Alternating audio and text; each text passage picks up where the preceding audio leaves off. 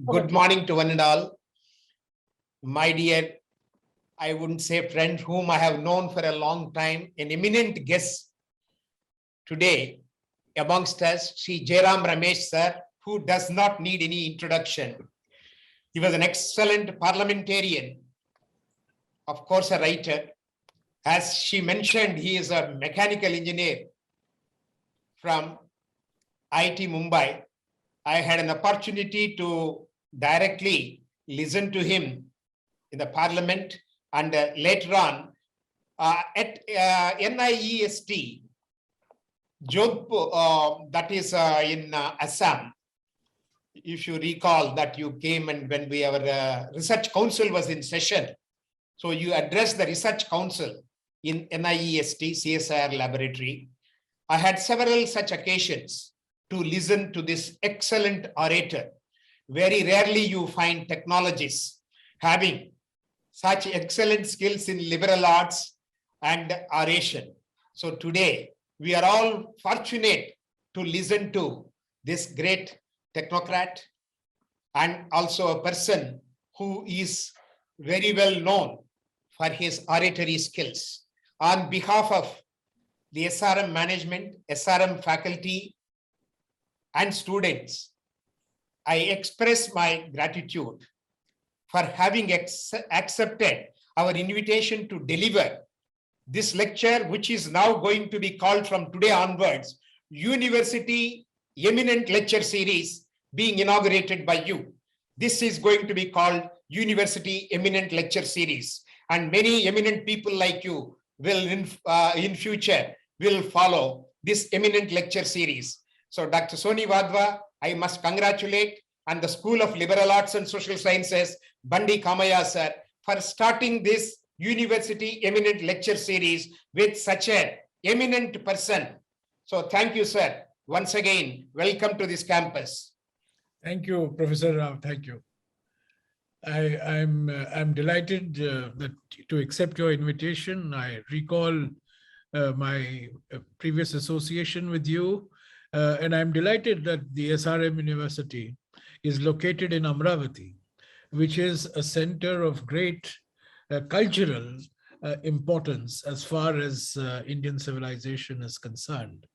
Recently, just a matter of curiosity for the faculty and students of the SRM University, I was just reading a book that has just come out, and here's the cover of that book.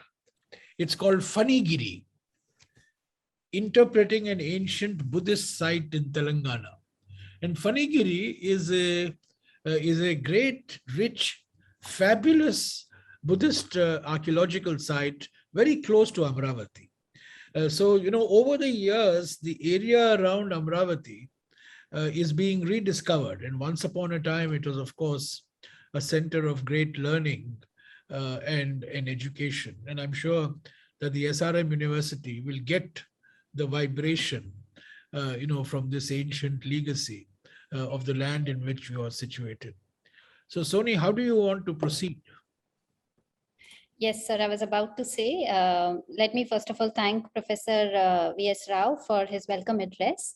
And with that welcome, we can begin the morning here. As you said that you would want some leading prompts to get started, and then, we could continue the discussion. I would like to make this more interactive and more conversational, yes, rather than giving you a long lecture or a monologue. Understood. So I would like to make it more interactive. Yes. So let me provide some, context so that you can get, you can take over from there for, sharing your initial thoughts. So we are here with Sir Jairam Ramesh to kickstart conversations about language, communication, writing, speaking, thinking, and at a deeper level about connecting with others. The flow for today's program is this, that first we will get started with some very basic questions, and then we follow up with some more further interaction, and then finally we open up, the conversation to the audience. And in the meanwhile, the house rules for the members of the audience would be that if you have any questions, please type them into the chat box or raise your hands so that you can be invited to unmute and ask your question as well. As Sir said, he wants it to be more interactive rather than, a monologue, right? So let me give you some, leading questions to get you started, sir. These are the things that, I've been very, very curious about, and I've been waiting for this moment to discuss these things with you, and let's have you speak more about these things. My first question is about your writing during the pandemic days. When I opened the book, I read that, you wrote this book on the light of Asia when the pandemic struck, and we would like to know, how did that happen? I understand there are always at least two stories about the same event, right? When it comes to writing, there are, journals declaring that due to COVID, their processes have slowed down. There are authors who are saying that their work has stopped. There are publishers who are saying that, we could not launch a lot of titles because of COVID, because of pandemic stress, and so on. But the story of your process of the writing of the book is that of the other kind. It's a success story. So you could start by telling us something about that. And another thing that I would like you to touch upon is the genre of your book. The book history is an area of inquiry on its own, but yours is a biography, right? I see this book as quite a turn in your body of writing. Your previous works are biographies of personalities. They're about people. This one is about a book. And the second turn is that your previous works have a very obvious political connect to them, but the light of Asia, well, not so much. So please do tell us a bit more about these turns in your writing. Is it a conscious move? Well, let me begin by saying that, it's very important for students and very important for the younger generation to develop the discipline of writing. Indian culture, Indian civilization has largely been an oral culture. All our traditions, the two foundations of Indian culture are Smriti and Shruti. Smriti is what you remember, Shruti is what you hear. So the written tradition in our context, in our civilizational context, has not been very strong. If you look at all our ancient texts, the Vedas, the Ramayana, the Mahabharata, they're all recensions, they're all oral traditions, they're passed on orally. And that, unfortunately, continues to be a predominant stream in India. Indians prefer talking to writing. Generally, if I have to make a generalization. And I think, it's very important to develop the discipline of writing, because writing brings far greater focus. Writing brings a greater degree of selectivity in your thoughts than when you speak. You speak, you can go on speaking. But that's why Amartya Sen has called us the argumentative Indian. But, when you write, when you sit down and when you write, you collect your thoughts, you distinguish the essential from the non-essential. You put yourself in the place of the reader and say, how can I communicate? Is what I am writing understandable to the other person? See, writing is ultimately not to satisfy your own whims and fancies and conscience. It's also about communicating. It's also about trying to get the other person to understand your thought process. So I think this discipline of writing is very important, whether you're in science, whether you're in engineering, whether you're in the liberal arts, you must develop the discipline of writing. Now, there is an art of writing. That's a separate issue. But before we get into the art of writing, we must develop the discipline of writing. And ever since I was very young, I made it a habit that every day, at least 1,000 words, which is about 3 typed pages, write on some subject or the other, which interests you. And you will find it's not like a diary, but it's just putting together what your thoughts are on a particular subject or on a particular personality.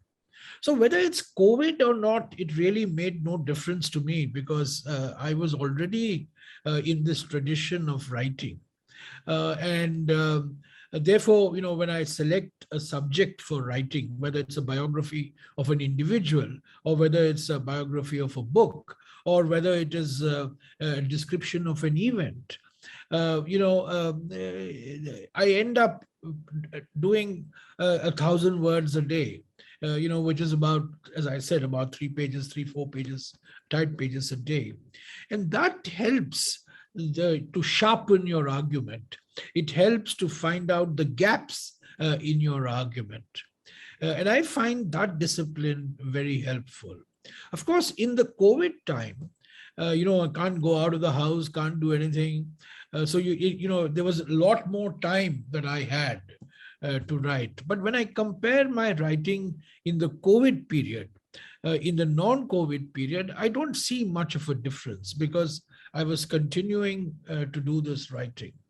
Now, the second question that you have asked is, what do I write on? I've written about books about people. I've written books about events. I've written books on things like the environment topics. Ultimately, you write on something for which you have a passion. Ultimately, you write with your head, but on a subject with which you connect with your heart. If you're not emotionally involved in the subject of what you're writing, you're unlikely to be writing something that is of value and that is of enduring significance. So I write simple. I mean, I always say simple. You have to be simple. You have to simplify. Because you're communicating, you're trying to communicate.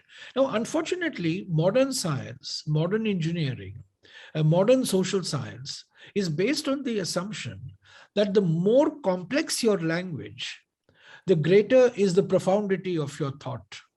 You do some mumbo jumbo of language because what you're doing is you're appealing only to a small section of your peer group. But if you want to communicate to a larger section, which I think is the goal of modern education, to develop engineers, to develop scientists, to develop economists and experts in the social sciences, who can communicate to a larger group, to a larger audience, then I think students particularly must learn the art of simplification. And clear writing comes from clear thinking. If your thinking is muddled, your writing is going to be muddled. If your thinking is complicated, your writing is going to be complicated. So, you have to really be very clear. What is it? Who is your audience? What are you trying to say? Whom are you trying to appeal to? And I think there are very many examples I can think of where people have not, very fine minds have been unable to communicate, what they have been doing, whether it's in the physical sciences or the engineering sciences or the social sciences, it doesn't matter. Because simply put, they feel that, the more complex and more abstract the language that you use, the greater is the impression that you will create of learning, of knowledge, and of profundity of thought. And this is something that I would advise you against. I would advise all my young friends that there is a premium on communicating in simple language. There is a premium in communicating in direct language. There's one more point I want to make in the Indian context, because most of us are multilingual. Unlike many other countries, which are unilingual countries, or they have a national language in which education is imparted, we are a multilingual country. So we have students who think in Telugu, but who may want to write in English. Students who may think in Bengali, students who may think in Gujarati or in Marathi, in your mother tongue, because that's the first thought that comes to you. And then you want to communicate in a different language. You may want to communicate in Hindi, you may want to communicate in English. Now, so this is a peculiar challenge in the Indian context. The thinking is in one language, the writing is in another language. Whereas in many other societies, the thinking, take China, for example. The thinking is in Chinese, the writing is in Chinese. Take America, the thinking is in English, the writing is in English. Take England, the thinking is in English, the writing is in English. Maybe Germany is an exception, or France is an exception, where the thinking is in the local language, but the writing is in English. But in India, I think the degree of linguistic diversity, the degree of linguistic heterogeneity is far greater than most countries. So this is a challenge both for teachers as well as students, because your thought process, your instinctive thought process is in your mother tongue for the majority of students. Majority of young people in India still think in their mother tongues, but they are called upon to communicate to a larger audience in a different language. And that's a huge, big challenge. Of course, I don't face the challenge because I think in English and I communicate English. But I can tell you 9 students out of 10 in SRM University would be thinking in Tamil or Kannada or Malayalam or Gujarati or Hindi or, the local language. And of course, the medium of instruction is English. But so therefore, they have to bridge both these worlds, thinking in one language and communicating in another language. Yeah, which made me think about your earlier point, which is, writing consistently, because, and when you were connecting it to the idea that if your thinking is muddled, then your writing will also be muddled. And yet the interesting thing to note over here is there is no escape from writing, because the more you write, the better you think as well. Absolutely. I think this is something that is very, very important, very, very important. And this is particularly important in engineering schools, because in engineering schools, you write only equations, you write only equations, you write formula, you have to develop the discipline of writing. And this is something that I developed much later after I got out of engineering school. I hope that in SRM University, every engineering student, every science student goes through this discipline of writing. Because you can do all your research, but ultimately you have to communicate that research. You have to disseminate that research, and that comes in today's world. It comes through the discipline of writing. There's an old saying that in India, if you tell an academic publish or perish, he or she would rather perish than publish. Our academic community also very, very, they're extraordinarily talented. There's a lot of knowledge whenever I go to any CSIR laboratory or any other laboratory. Then I ask him, have you published your results? He said, not yet, sir, it's happening. So you see, this is where India loses out. This is where our institutions lose out. We have the knowledge, we have the theoretical appreciation, but the value in today's world comes from publication. The value in today's world comes from the written word.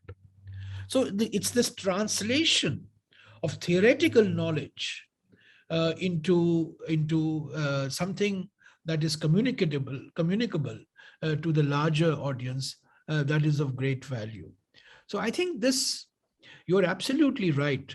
And if you go through this discipline of writing like I have for years, you actually clear up your own thought process. You actually start filtering in your mind. Is this something important? Is this something that needs to be communicated or not? So that's very important. I think my intellectual discipline has really come from writing, from developing the discipline of writing. Of course, I do read, I speak, but to me, that has been the value of what I think and the value of what I speak has been enhanced because I go through this intensive, rigorous process of writing, which involves selection, which involves elimination, which involves simplification. And therefore, in a way, I may not be able I may not be an expert in an area, but I'm able to pick up the essence of that discipline and communicate it to a larger audience, And I think this is not a God-given gift. This is not something that is genetic. This is something that can be developed. Something that can be inculcated, something that can be taught, and that is something that can be learned.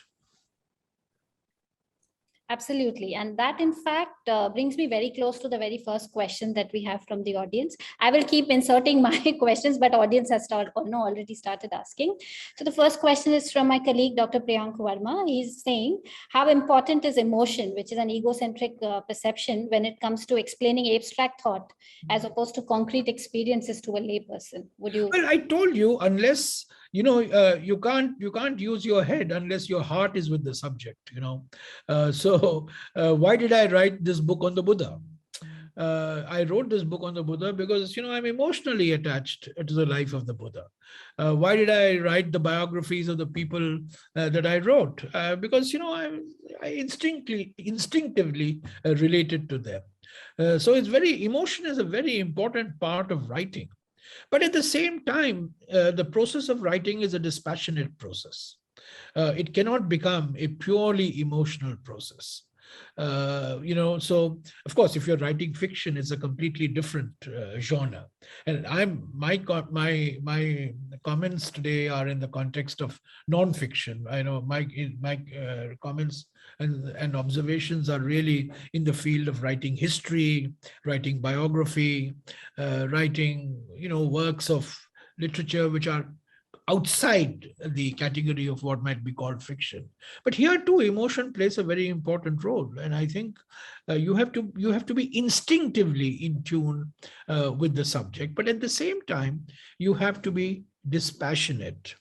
You have to be in your subject, but not off the subject.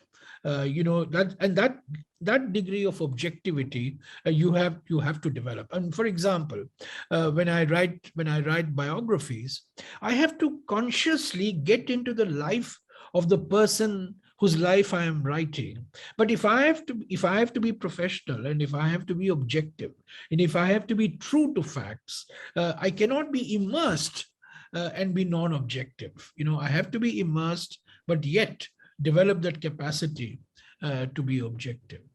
So this comes through a process of trial and error. There is no magic formula. This comes through a process of experimentation.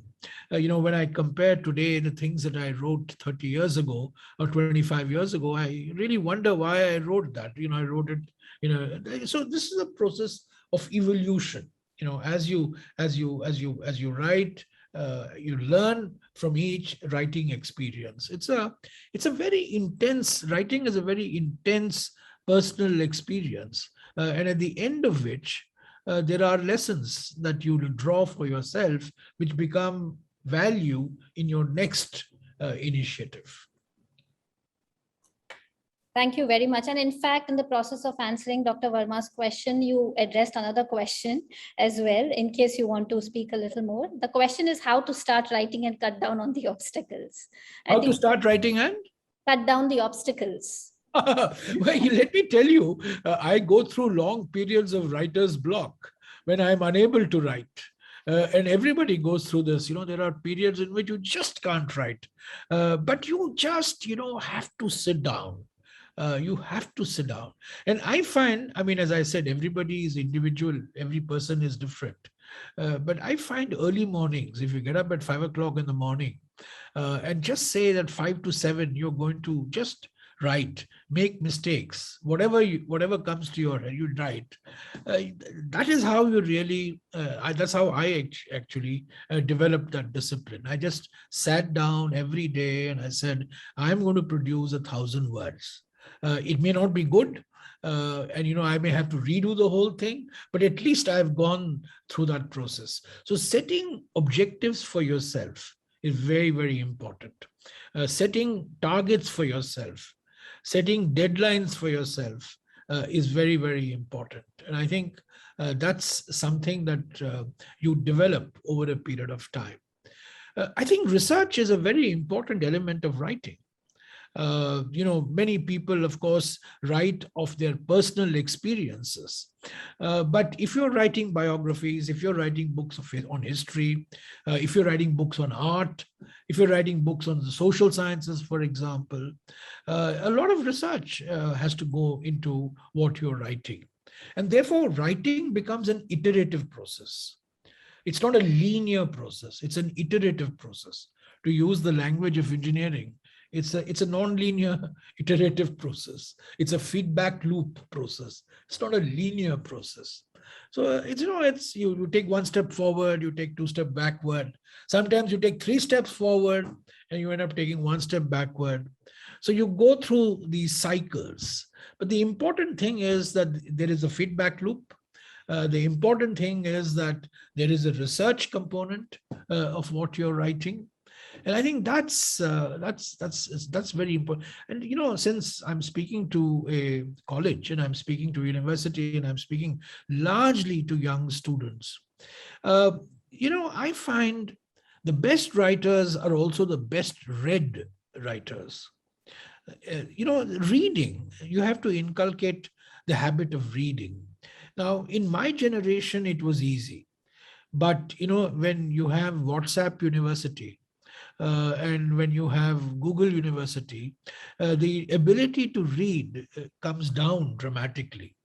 And I would request Professor Rao to insist on this, that, unfortunately today, I find all the youngsters, wherever I go, their source of reading is Wikipedia.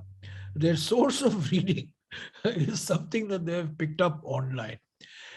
This is not reading. This is T20. You're getting instant knowledge. I'm talking of a much deeper process of engagement with the written word, with books, with the world of books. And it's that develops the mind. And I think if you look at all the great engineers, the great scientists, the great economists, the great social scientists, they're all people who have read extensively. And I would request you, Sony, and I would request Professor Rao, in many American universities, I found that they have 50 books that every student must have read in 4 years. These are different books. These are works of fiction, works of art. For example, in some colleges, they'll have Aristotle should have been read. Newton should have been read. Different colleges, different institutions have different set of books. I think it's a good idea for a university to have a core reading curriculum. No exams, because exams automatically creates bottlenecks in the minds of students. No exams, but just at the end of 4 years, read 20 books or these 25 books. And you ask the student to produce a small 10-page paper on these 10 books, what it has meant for them, what they have learned from these books. I mean, these books could be drawn from Indian philosophy, Indian culture, Indian music. They need not be, import. I mean, there's no shortage of literature in our books. So what is it that, how has it affected your thinking? I think this is a good discipline, because if you want to be a good writer, you have to be a good reader. And if you're not a good reader, the chances are you're not going to be a good writer. Reading and writing are roughly complementary skills. They feed into each other. So there is life beyond textbooks. Students of English literature must read great books of science. Students of science and engineering must read great books of literature. So this cross-fertilization is the basic fundamental purpose of a university. The university exists to bring cross-fertilization of ideas, not to compartmentalize ideas. I think these are very important aspects of development of personalities. And one advantage you have, Professor Rao, at SRM is that you're a new university. Yes. You can draw on the best practices from different schools and colleges, both in India and abroad. And I think there is great scope for improving the quality. This is a continuous process. It's not that you've done something and for the next 15 years we can be complacent and be satisfied that you have done the right thing. This is a constant process of innovation, a constant process of learning. And I for one, I felt that my engineering education in IIT, and I went to the best institution, my process, and I did a 5-year program. I didn't do a 4-year program. And I felt, when I look back on that 5 years, one of the great gaps in my education was that I never got an appreciation for disciplines outside the disciplines that I was supposed to be specializing in, So that's something that I hope that the SRM University will stress. Yes, and very much. Thank you so much for saying that aloud, that, it's iterative. So, when students get frustrated, they think it's a rejection of their work that's happening. Whereas actually speaking with discussion and with feedback, there is, you are a faculty member or whoever, the interlocutor is trying to only improve the piece of writing. So thank you very much for saying that out loud. No, I think, by the way, I must tell you, I went through a long process of rejection. My initial 4-5 years of writing, when I started writing, when I was maybe 4th year of IIT in 1974, I couldn't publish anything till 1980. I kept sending articles to newspapers. I kept sending articles to magazines. I kept writing, and I would get constant rejection slips. I would send publications. I would send it to some serious publications. They would all send back, "Thank you, very interesting, but it does not find a place in our priorities." So rejection. We shouldn't fight shy of rejection. We learn from the process of rejection, and I think over a period of time you develop the resilience. So there's nothing instant about this. You have to go through this process. And I think in the university particularly, you have to get this message home that there's nothing to be afraid of failure. There's nothing to be afraid of rejection. I mean, if you look at the startup industry, Professor Rao is a better expert on this than me, but 8 out of 10 startups fail. It is 2 startups, one becomes a Google, one becomes a Microsoft, and those are the ones that succeed. But for every one success, there are 7 or 8 that have not seen, what we define as success. But they've gone through that effort, they've gone through that discipline, and they've learned from that. So I think that is the process of innovation.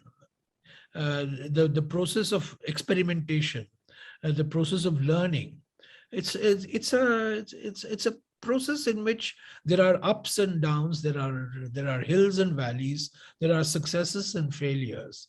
And I think it's important that we instill in the students that there is no harm in failing. There's no great stigma associated with not writing something that doesn't come up to the mark, because you'll always come back to it and improve on that later.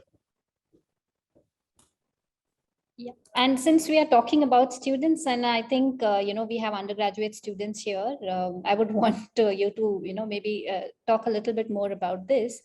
That your book, The Light of Asia, was about handling immense data. With every page I turned in your book, I kept saying to myself, how is this even possible?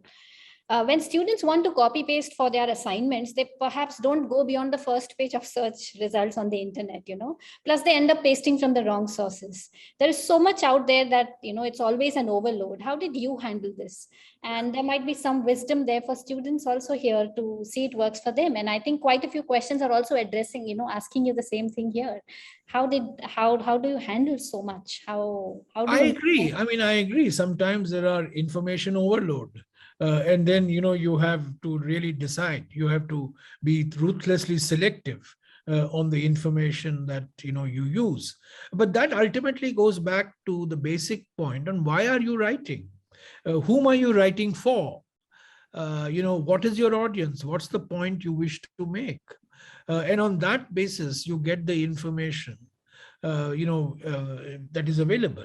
Sometimes there is an information surplus. Sometimes there is information deficit, but most of the times there is an information surplus. And I agree with the question that, sometimes you end up in the process of research. You have, I was just wondering, is there a requirement for your students at the end in the fourth year? It's a 4-year program, I take it. So at the end of 4 years, is a student required to produce a 50-page paper on a subject that he or she likes or he or she wants to? Is there any requirement for that in your university? Yes. Yes, there you is are. okay, go Yeah. ahead. That's it. No, sir, please. No, please go ahead. There is UROP, which is, as far as I understand, it's for, the engineering students. And slowly, as we are building up liberal arts and as we are, working on social sciences as well, these other things come up. With CLAs and everything, we have assignments which they keep producing throughout the semester anyways. But for engineering, yes, UROP exists, undergraduate. Yes. I mean, there is always that requirement that you do, but I am thinking of something that goes outside your discipline. For an engineering student to produce a 15-page paper on what his learning is from reading 5 books on economics, or for an English student to produce a 20-page paper before graduation on the 4 books on popular science. And what it means for the writing of literature. It is this this cross-fertilization that I'm suggesting and I'm recommending to you. Thank It's you. an excellent suggestion, Jairamji. We did try this at BITS Pilani, Yes. a reading course. Yes. So 100 books bank Absolutely. is given. And Great. students also can suggest books the way that you have mentioned, philosophy and other things. Later on, we have introduced at NIIT, this reading course of 4 credits. And here also we are planning to do that. It has really given wonderful dividends. Yes. The people will register, 30, 40 students will register. Each student is supposed to read 3 books in Absolutely. that particular semester. Absolutely. And every fortnight, they have to give a presentation to the remaining 30 students. So all the students who are registered in that course are getting an opportunity to listen to 90 reviews. And ultimately, as you suggested, they have to give a write-up at the end of the semester. We will try to implement one of the This is a suggestions. very good initiative, Professor Rao. This is a very good initiative. This is exactly what I had in mind. And you will find that this process will develop not just the reading skills, but it will also developing the writing skills. Yes. For in a out of 100 students, maybe 30 students would benefit, 40 students would benefit, but that's a good enough average. And that's a large enough number. And I think you will find this of great value. I really am very happy that you've taken this initiative. We will do it here. Dr. Soni, this is one takeaway for you. All right, sir. Noted. Noted, sir. If I may go on to the next question. Please. So we have, in our audience, a designer and a historian. She is a curator as well. And she's asking, Ishita Shah, that is, she's asking what role does a reader play in the psyche of a non-fiction writer in conceptualizing, articulating? Well, as I said, once you get down to start writing in the area of nonfiction, you have to define who your reader is. You have to have a mental image of who your reader is. Is it a specialized reader? It's a non-specialized reader.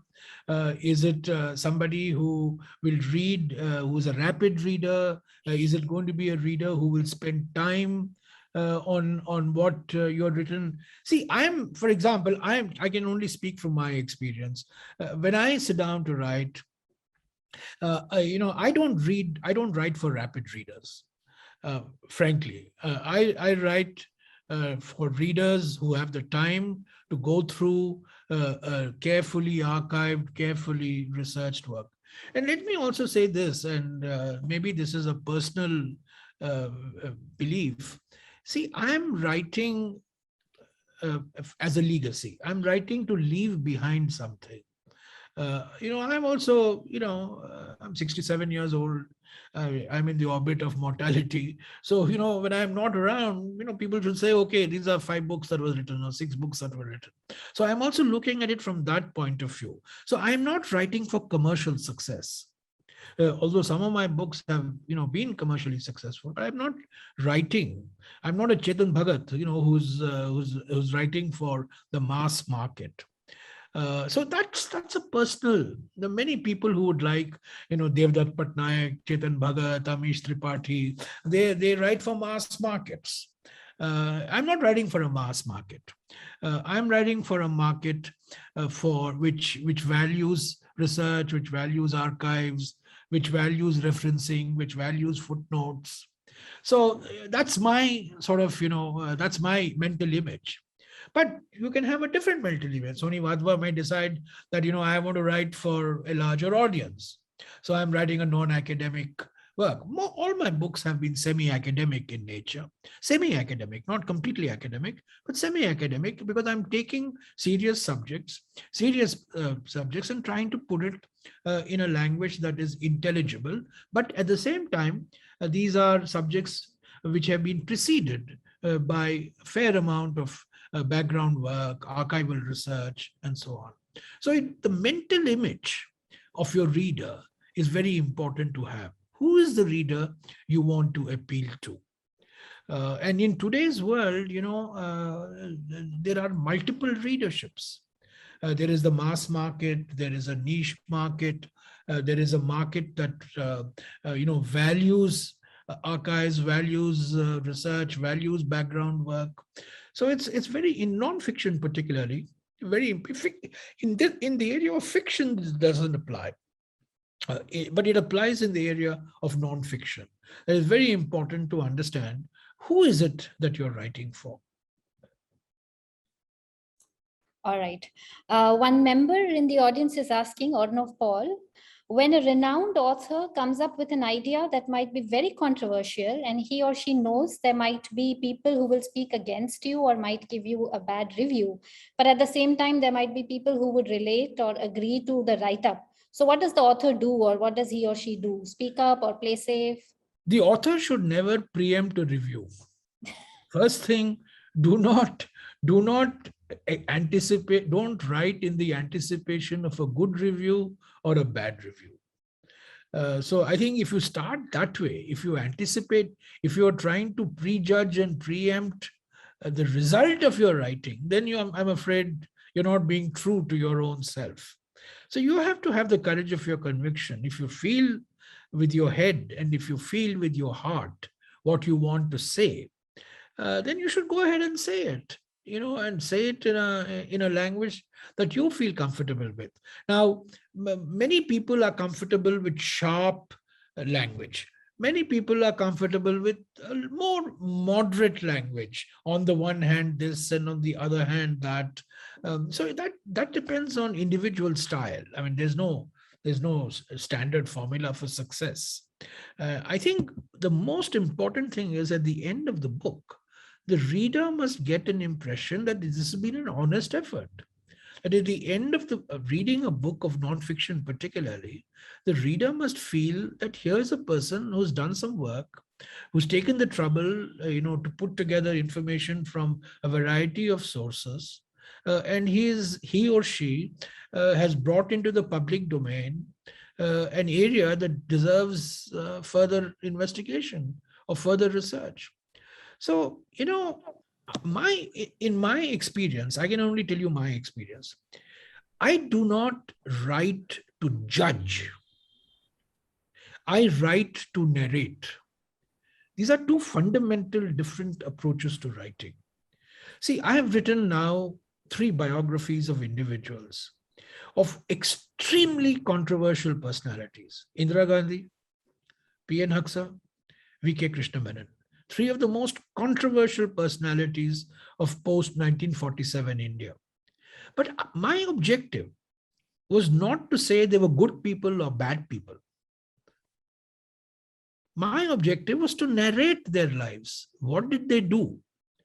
What were the things that, they did, which worked out? What are the things that they did that didn't work out? For example, V.K. Krishna Menon was the defense minister when China invaded India in 1962. He had to resign. He is considered to be one of the architects of India's military failure. And therefore, large number of people have condemned him. But he's also a hero to many people because he did many other things. So when I wrote this biography of Krishna Menon, I started off by saying, I am here not to praise Krishna Menon or bury him. I'm not here to valorize him or demonize him. I'm here to explain who Krishna Menon was, why he did what he did, what were the circumstances that forced him to do the things that he did. So that's a narrative. So my approach has been, I find, particularly in the area of nonfiction, I find most people judging, most people making sharp judgments, judgmental books, judgmental writings. My biographies are not judgmental. I'm narrating. So I think that's a personal lifestyle. The second thing that I want to stress, particularly in the Indian context, for those youngsters who want to consider writing, either as a vocation or as a pastime. In India, we don't have the tradition of biography writing. In India, we have hagiographies. We either make a person a god or a goddess, or we make a person a devil or a shaitan. So all our books, if you go back thousands of years, we have books, poetry that praise our kings. Prashasti, that is the word that is used, Prashasti, Charita. So it is all in praise of people. So, we do not have a tradition of weighing the evidence. We do not have a tradition of bringing all the information together and making some intelligent choices about it. So objectivity, what I am saying is, in non-fiction, objectivity counts. You have to be objective. You have to be able to convince your reader that you have presented all the evidence. In all my biographies, I have said, it is for the reader to decide whether the Indira Gandhi, Haksar, and Krishna Menon were good or bad. For me, they were historical personalities, and therefore they are eminently worthy of study. I have not come here to make somebody a hero or to say somebody is a demon. No, that should not be the objective of good biography, of good writing. So these are things that I believe in, and to the extent that I'm able to convince others, it's good. But I can tell you that generally speaking, in the Indian context, if you read books, they are hagiographies, or they are books that are based on the preconceived prejudices and notions of the writer. And the writer wants to impose these prejudices and notions on the reader. There's one more question by Dr. Ram Thakur. He's asking, writing is known to be a planned event, but sometimes we realize that unconscious, which is unplanned writing, is of better standards or quality than a conscious effort. How does that happen? Well, I can tell you, you're absolutely right. It's a combination of a planned effort and spontaneity.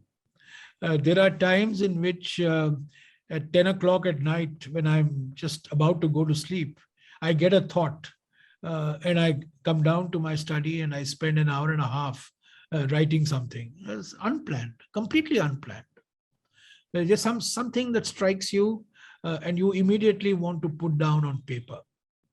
So there have been many moments like this in my writing career.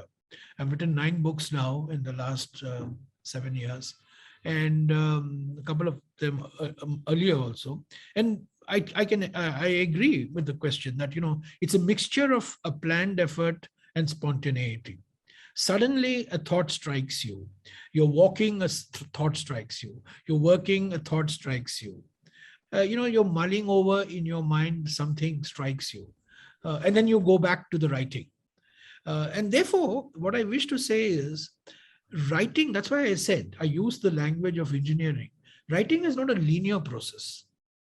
It's a non-linear process. It's a feedback process. I mean, you write, then you step back, you think, and then you get a thought, then you write again. Then there are periods in which you go blank, you don't get any thoughts, you leave it, you go out and do something, and then you come back and you get a burst of creativity. So it is a mixture of planned effort and spontaneity. No doubt about it. So it's an iterative process. It's certainly an iterative. It's not a clean process. It's an iterative process. But I think what I want to stress is that writing is a process in which there is an extraordinary amount of self-discipline. That is very important. The ability to have self-discipline, the ability to impose deadlines on yourselves, the ability to meet those deadlines is very important. These are not externally. The publisher may give you a deadline, but that publisher's deadline is always extendable. Your deadline is more important than the publisher's deadline. So that internal discipline, internal control is very, very important in the process of writing. My colleague, Dr. Ugen Bhutia has a question. Hello, am I audible? Yes, sir. Okay, thank you very much. Thank you very much, sir. So because you are also talking about multiculturalism and multi-language that our nation has, so my question is more kind of general space of reading and writing. So my question, and I would like to use the example of my own state, that is Sikkim. And you know that Sikkim, Sikkim is actually a success story for Indian nationalism, which is, opposite of what the narrative that comes out of Kashmir or other parts of Northeast India. And there is a demand in Sikkim that Article 370F, which gives provision to Sikkim when Sikkim joined Indian Union, that has to be taught in schools with CBSE. So which is not accepted by CBSE or the government.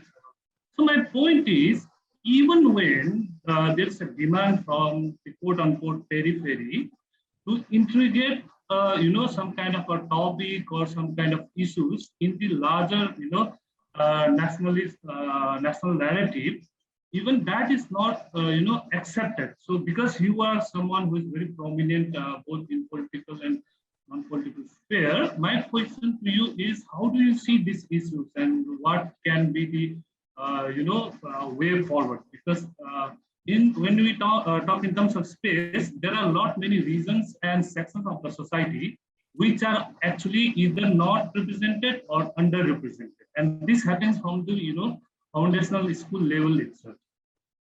Soni, can you just summarize the question, because I got parts of it. The audio was not very clear.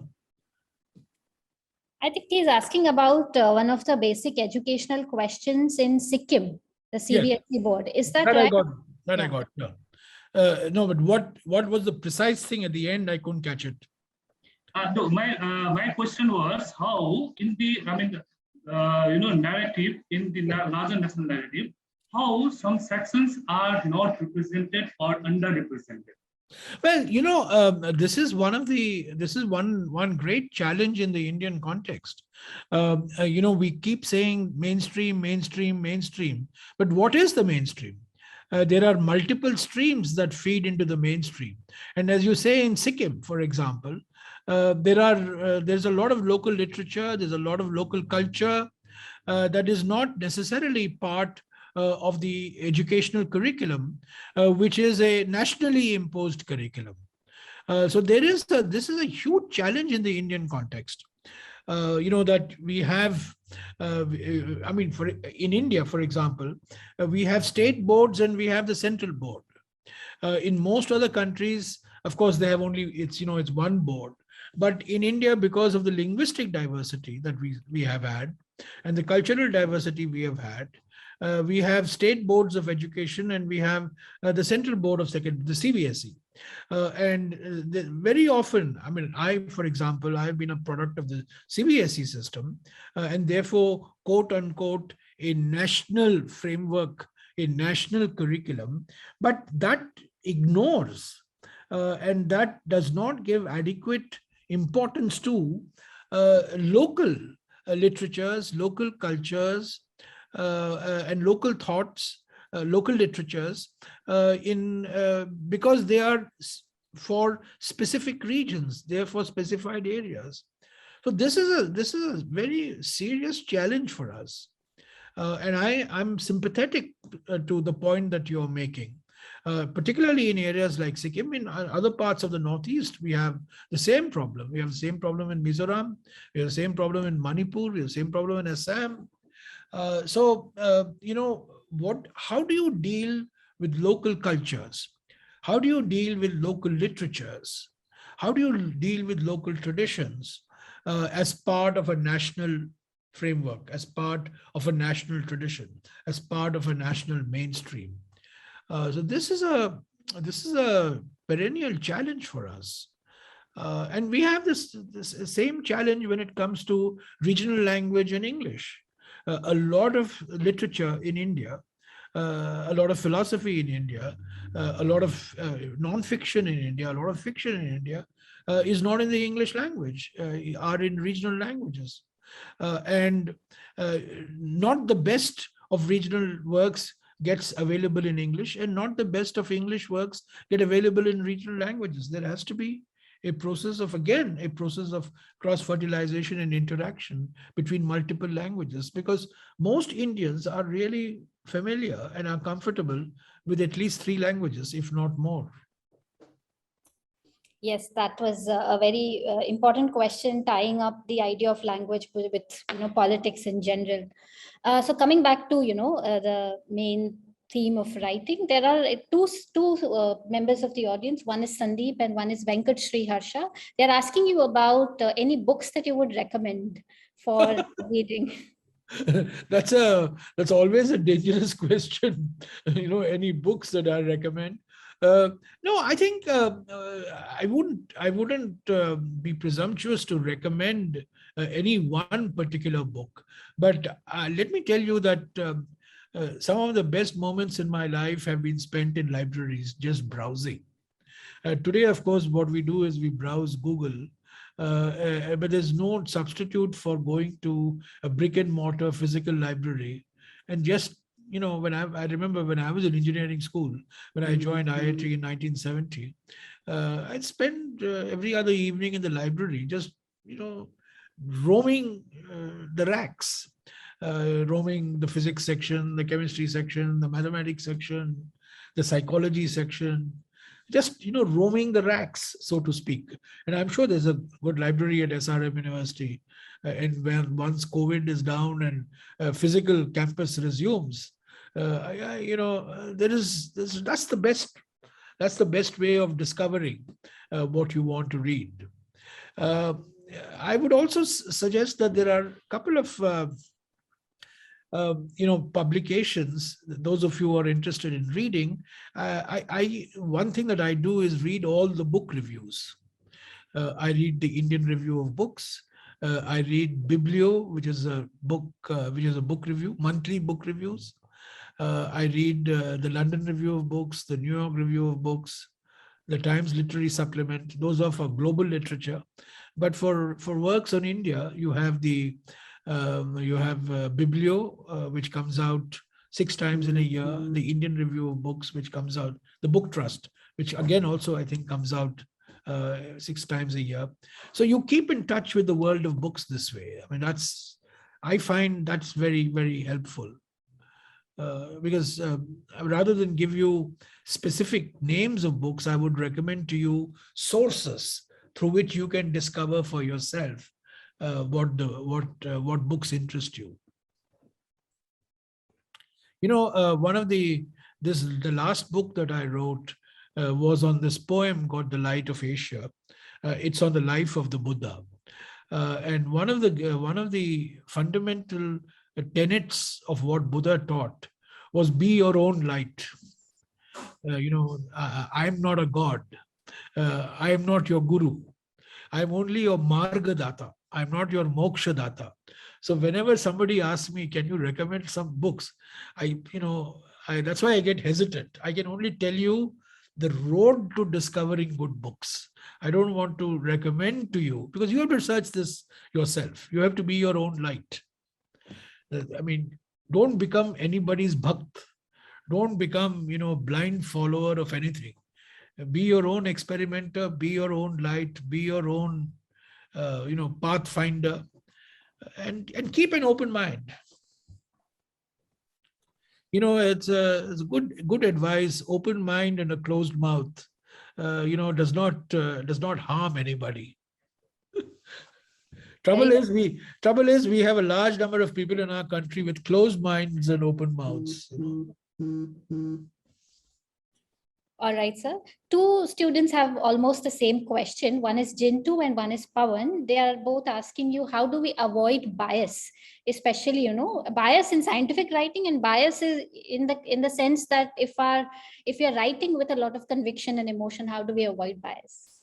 This comes from personal conviction. You have to avoid bias in writing. And if you have to be taken seriously, you have to be seen to be unbiased. Now, this is true of science. It is true of the social sciences. It's true of any discipline. The trouble is, many times, more often than not, our biases show up in our writing. And I have always been an advocate of people removing the biases in your writing. Now, it may make the writing dull. It may make the writing, here and there on the one hand, on the other hand. But that's a very important point that has been raised. If you want to be credible, you have to be non-biased. It's very easy to stir up emotion. It's very easy to take extreme positions. But I think if you want to be credible, you have to be unbiased. And that's something that comes out of effort. That's something that comes out of personal conviction. And I think once you start the process of writing, the first thing that you have to tell yourself before you tell the reader is that I'm going to be unbiased. I'm going to be unbiased about events. I'm going to be unbiased about personalities. I'm going to be unbiased about what I want to say. And that's a tremendous amount of discipline that will be required on the part of individuals, on researchers. Of course, it's easy to correct scientific bias. It's relatively easy in the field of science, relatively easy. You correct for bias. You have alternative hypotheses. You do experiments. You remove the biases. There is a peer review. That removes the biases. That's not always there in the social sciences. But it must come from a personal will that you are going to ensure no personal bias in what you write. All right. Dr. Rajni wants to ask a question.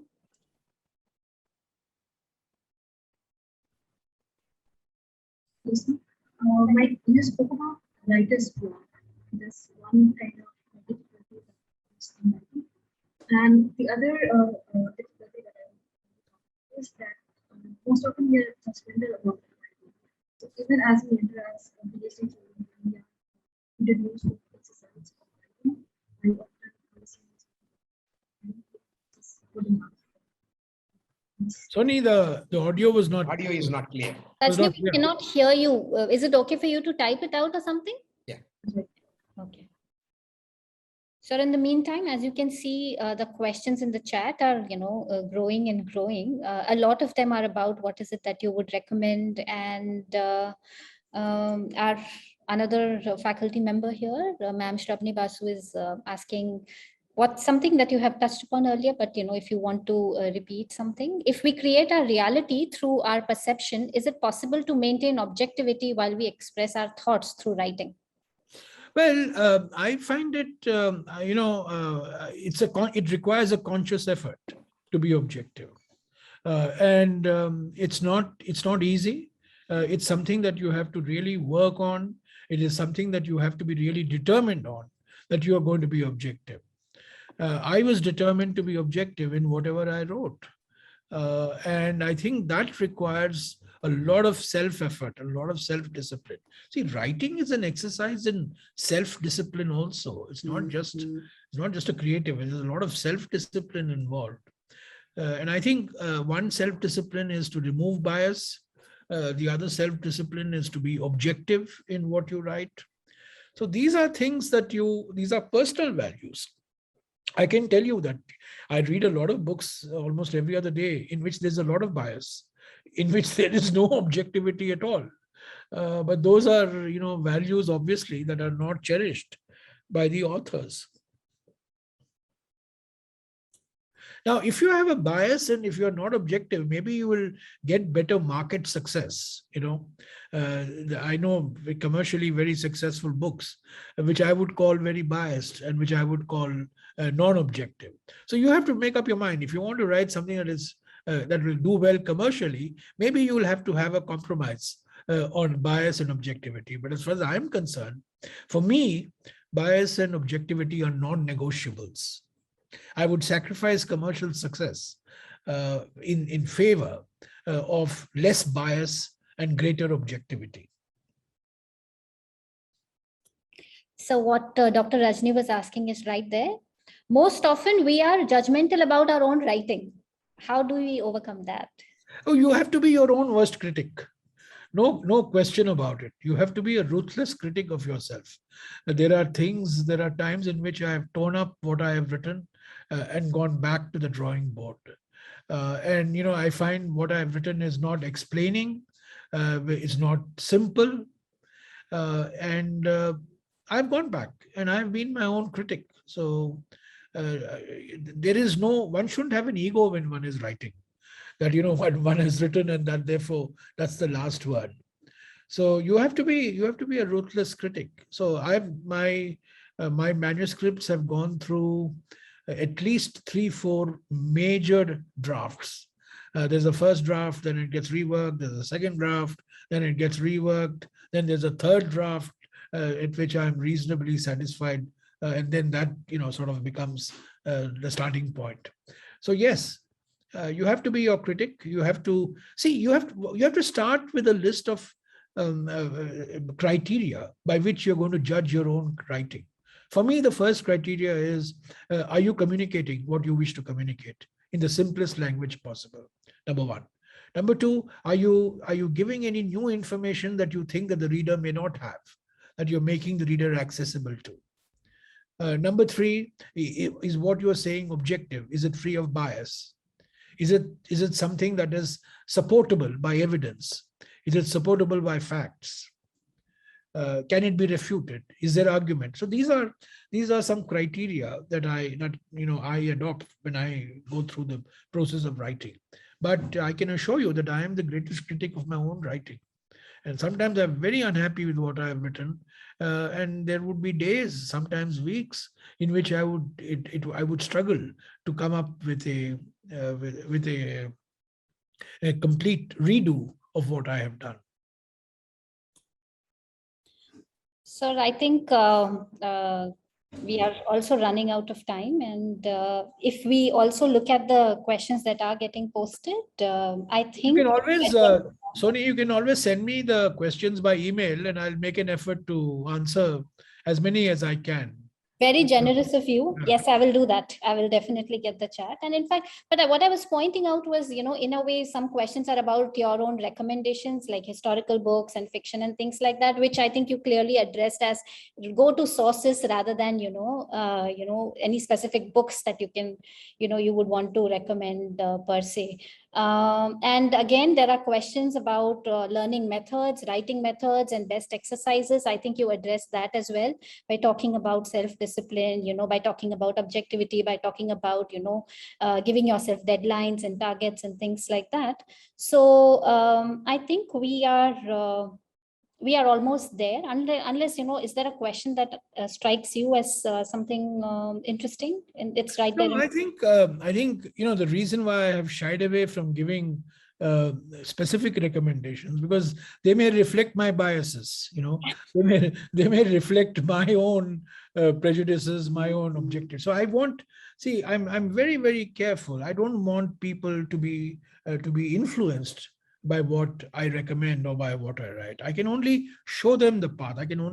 My view always has been, whenever I interact with youngsters, is to show them different paths, open different doors, and it's for them to make up their minds. Sometimes, their thought processes may coincide with mine. Sometimes their thought processes may not coincide with mine. I think that's the real purpose of such interactions. Yeah. The purpose of such interactions is not to tell the youngsters, this is the path, follow this path, and nirvana awaits you at the end of this path. The purpose of such interactions is to show that there are, different paths, there are different milestones, there are different processes. And ultimately, you have to be your own experimenter. You have to be your own searcher.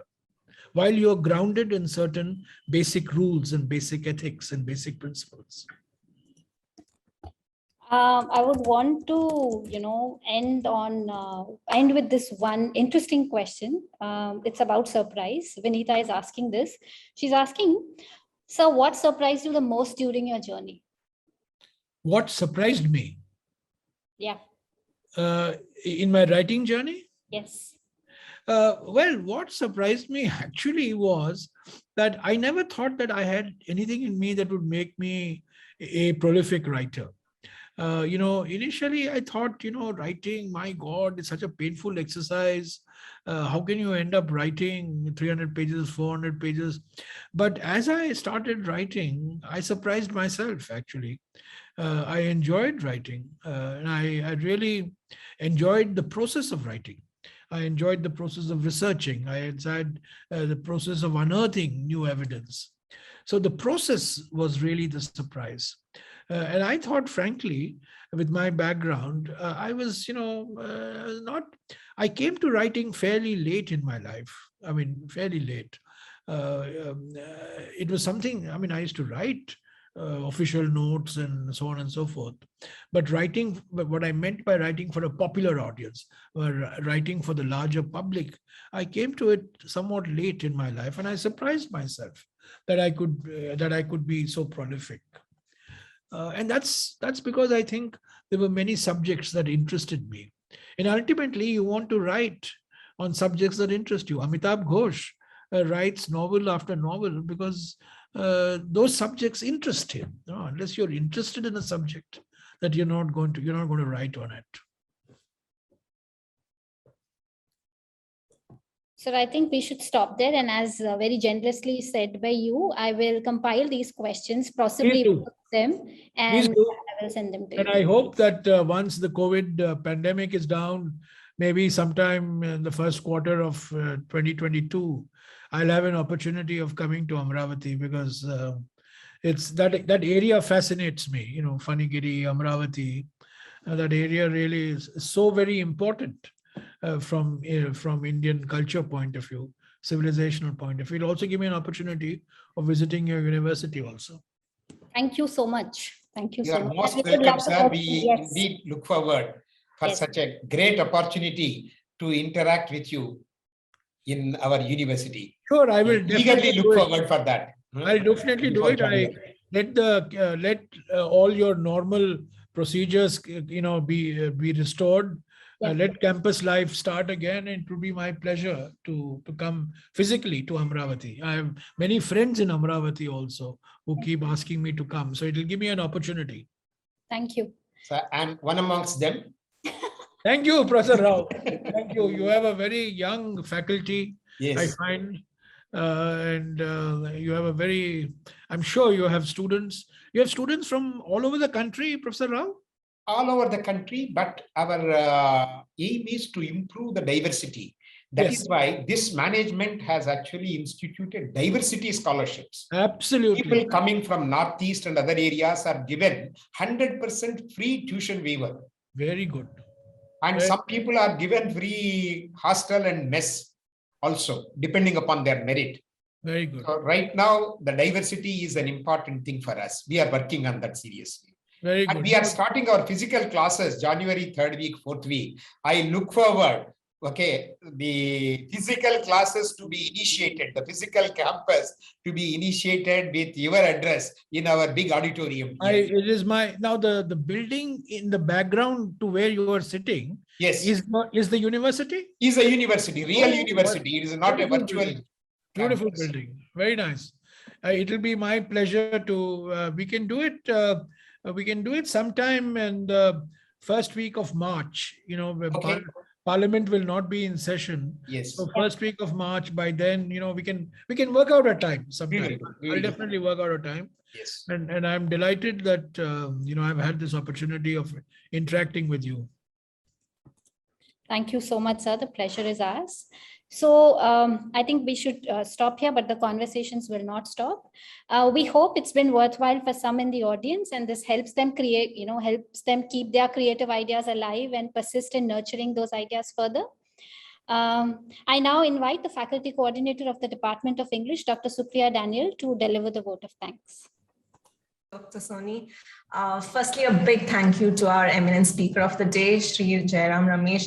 So thank you so much for lending your precious time and enriching us with your experience and expertise. I mean, what better person to kickstart this university eminent webinar series on language and society than you, sir, where you have vividly elucidated the art and rigor of writing to feel with heart and head, and in the process of writing, and the importance of communicating in a simplified and clear language. Thank you also to Vice Chancellor, sir, for your presence and all the encouragement you always shower on us. My thanks also to the Dean of School of Liberal Arts and Social Sciences. Thank you, sir, for all your motivation. My eternal gratitude to all the faculty members of English department and the university, and especially Dr. Soni for arranging and conducting this webinar.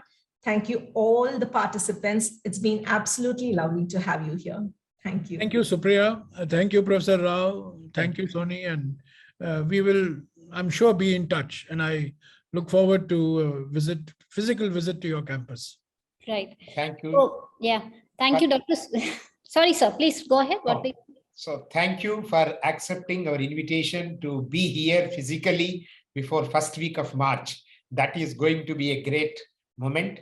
The memento, we would like to hand over the memento of this university eminent lecture series on that day. So today we are giving it to you virtually, because either we would come to Delhi and hand it over to you, or No. Welcome to you. You can hand it over to me there. Okay, sir. All right. So thank you, Dr. Supriya, for the vote of thanks, and also thank you for your encouragement, support, and presence. We could pause here for a screenshot if the host, the ITKM team. Yes. Yeah. And while that happens, yes, we hope everyone here today can make it to the future interactions too. Sir has, the mandate given to us is that these things will keep happening. Thank you, sir, once again for your time. It was a pleasure hosting you, and we look forward to, hosting you once again. And as soon as the, screenshot is done, we could dismiss. And I wish everyone a very good day, and see you everyone very soon. Thank you, Supriya. Thank you, Soni. Thank you, Professor Rao. So great inauguration of our university eminent lecture series. Thank you, sir. Thank you. An eminent personality like you. Thank you. Bye. Thank you. Bye. Bye.